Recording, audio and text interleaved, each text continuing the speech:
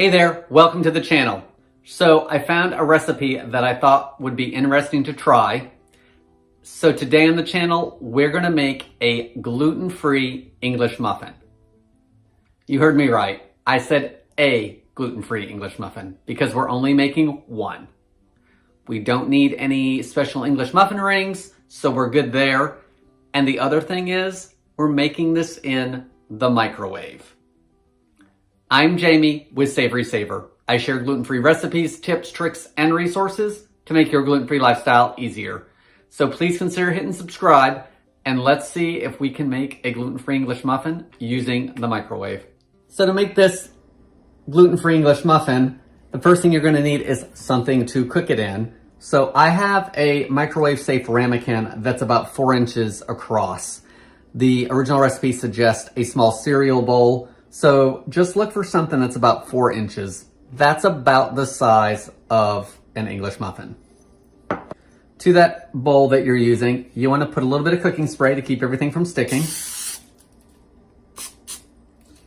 Next, you want to get a small bowl to mix everything in, and I will list all the ingredients below in the description as well as a link to the original recipe in case you want to check it out.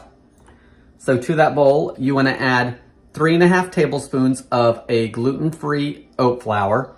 And for those of you that are unsure, a half a tablespoon is 1.5 teaspoons. So I'm gonna add that. I'm using Arrowhead Mills today, but make sure your gluten-free flour, or your oat flour rather, is listed as gluten-free. I'm not actually sure if this one is certified gluten-free. Yeah, it's not listed as certified gluten-free. We don't have any issues with oats in our household as far as cross-contamination, but you may, so make sure your oat flour is gluten-free. The next thing you want to add is 2.5 tablespoons of white rice flour. I'm just using Bob's Red Mill for that.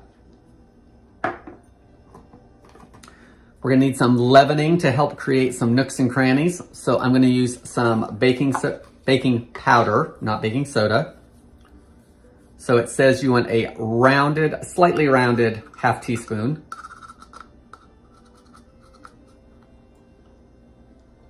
So I'm just gonna slightly round it and not level it off.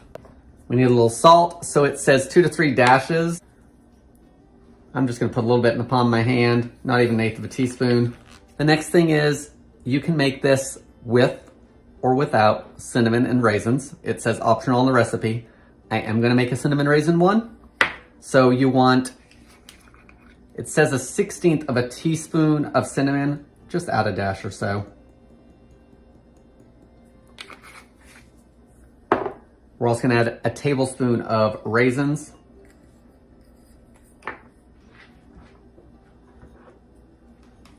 We're gonna add 2 tablespoons of unsweetened applesauce. We're gonna add 1.5 tablespoons of milk, and it does say you may need a little bit more depending on how the dough comes together.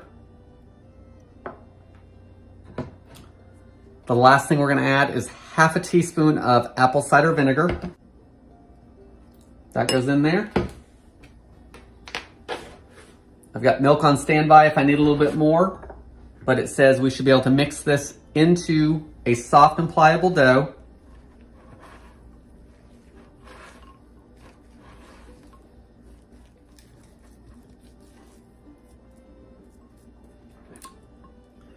All right, I've got it into a dough. The recipe does say to be careful not to flatten or knead the dough because the baking powder in it, you know, that's what you want to create the rise.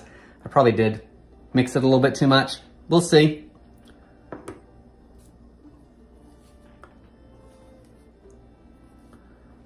All right, so I've transferred it to the bowl and I'm just gonna push it around a little bit to cover the bottom.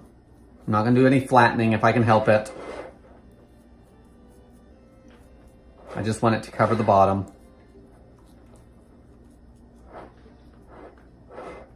I gotta say, it kind of smells like an English muffin at this point, which that's a good sign.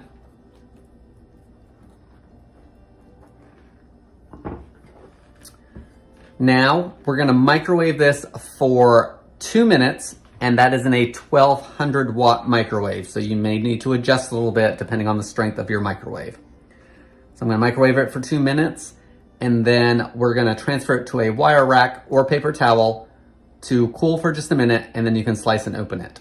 So let's get this cooked off, and we'll see if I'm going to end up toasting it or not. So it's been 2 minutes. It did rise up, and it actually looks like it rose and shrunk down a little bit while it was in there. So I'm gonna run my knife around it. Doesn't feel like it's stuck, so let's get it to the paper towel.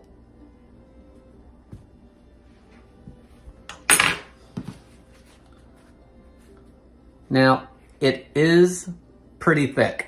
Like, it's more like a muffin than an English muffin. But the top looks good. It all feels cooked. Let's see if I can turn it upside down. Okay, it's sticking to the paper towel. So it's a little wet on the bottom, but it didn't stick to the bowl. So a cooling rack might be better than using a paper towel. All right, I've got a small cooling rack. I'm gonna transfer it to that because I've got stuff on the paper towel and I don't want it to stick. I'm gonna let it cool for a couple minutes and then we'll give it a taste. So I've let it cool for just a minute. I've got a serrated knife. I'm gonna slice it. It actually is slicing pretty good with this knife. Still hot on the inside. There's the inside of it.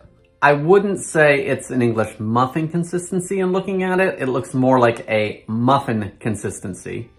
But let's go ahead and give it a try. And I don't think I'm gonna toast it. I think I'm actually just gonna try it like it is. So let's get some butter on it and give it a try. Okay, so here's our gluten-free English muffin that we made in the microwave. It's sat for about 5 minutes or so. I had to do a couple of photos so you guys could see what I'm making.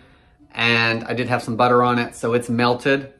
We give it a try. It doesn't feel like an English muffin, which it was made in the microwave and it's gluten-free. So we're gonna get some of that. But let's see what the taste is like, as well as the texture. So I just took a bite and a raisin fell on the floor.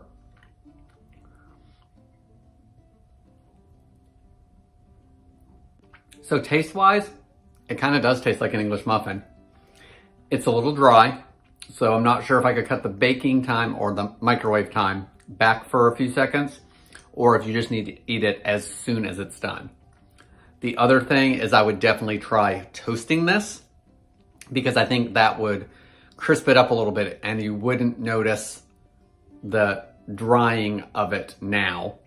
It could use a little bit more butter. I probably put, I put butter on most of it, but a little bit more butter would help. Okay, so my final thoughts on this.